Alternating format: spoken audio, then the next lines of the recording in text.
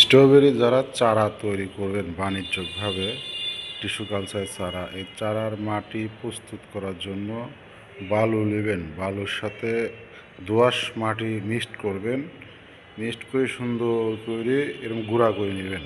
গুঁড়া করার পরে গোবর সার আছে না, 1 বছর পুরানো গোবর সার, এই গোবর সার দিয়ে একসাথে মিক্সড করে তারপরে চুন দিবেন। চুন দিয়ে সুন্দর করে মিক্সড করে পানি দিবেন, পানি দিয়ে জিনিসটা মজায় নেবেন।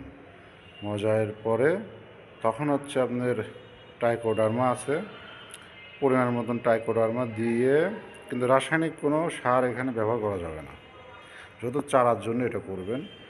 রাসায়নিক সার ব্যবহার করলে চারাটা অতি দ্রুত বড় হয়ে যায়, ছোট চারা লাগালে সবচেয়ে সুন্দর হয়, গাছগুলো অনেক মরার সংখ্যা খুব কম থাকে।